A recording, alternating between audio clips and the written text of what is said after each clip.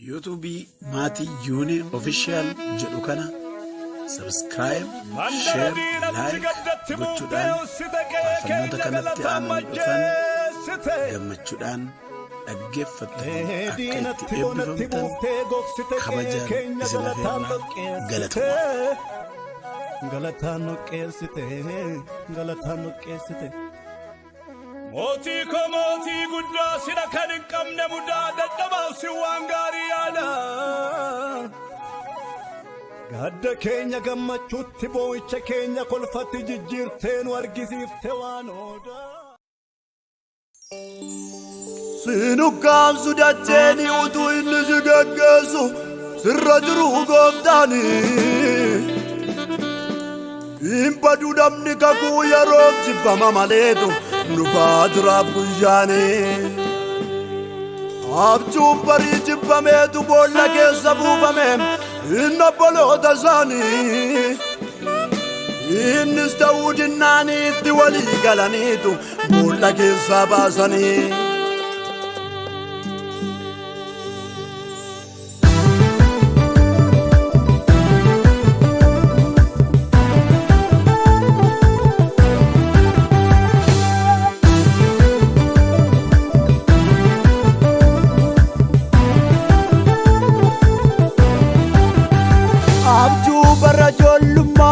Mana abbaa kiyyaa keessatti anaatti agarsiifame irraawwatamee nafuu harka Waaqayyoo keessatti karoorfame.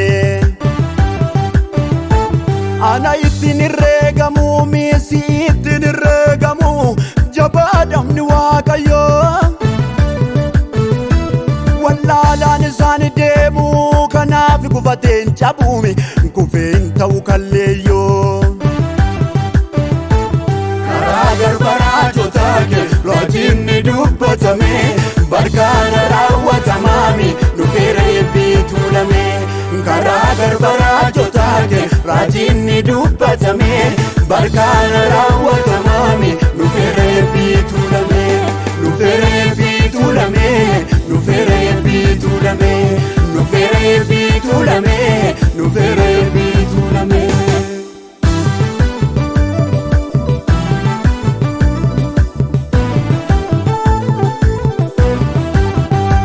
Karaan adeemanii ulfaatee ormaaf bira gidduutti baay'isee cunqurfamu. Rakkinni yoo ammaateeyyuu beeki yaadni Waaqayyoo karaatti hin daangeffamu. Utuma gadi buusaniitu harkisanii geessanii yaabera teessoo ulfinaa.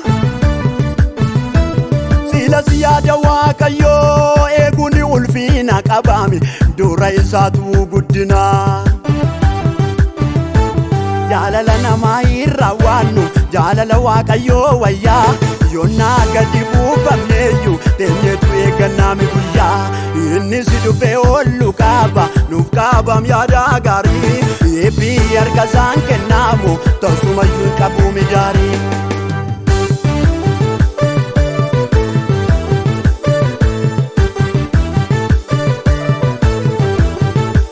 Biyyaa Gibsii geeffamee warra Ishmaa'eel irraa Pooxifaaraan bitame.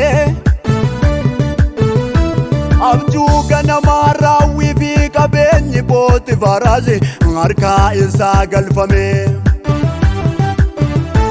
Qoramni kakuu dursaa fi haadha manaa namichaani Amiinaan addeeffame. Wanta hojiisaa hin taane murtii jabaan qabameetu mana hidhaa galfame. Yaada Waaqayyoo eeguufi fedhii kansaa hambisee abdii borii kakkakuufi hawwii boosaa fannisee. Har'as warri akkasii kun jireenya samii qabu abjuun dachee hammaatuuyyuu ijoollee Waaqaa hin dhibu. Karaa garbaraa jootaake raajiinni dubbatame barkaana raawwatamaami dhufeera eebbii tuulame. Karaa garbaraa jootaake raajiinni dubbatame barkaana raawwatamaami dhufeera eebbii tuulame.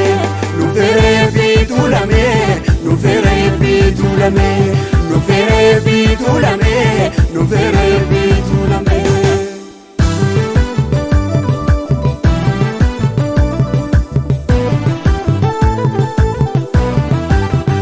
Abjuun guddaan mootii tatee manaa idaas baasu mul'anni sirka jiru biyya akka beela baasu siinatti sodaatini ati addunyaa furmaata biyya waan nyaatu dhabee buusitu laata mirbaata situ laata mirbaata duuba deemuun hin hafee jajjabaaddu biyya koo inni seenaa jijjiiruu nuuf ka'eera migooftaan koo biyya baay'een yaada deemii siin akkaman si gataa ati agartuu ija kootiiti maaltu sitti dhiyaata lafaatiin keenye ga'eeyyuu anaatu siif dubbata.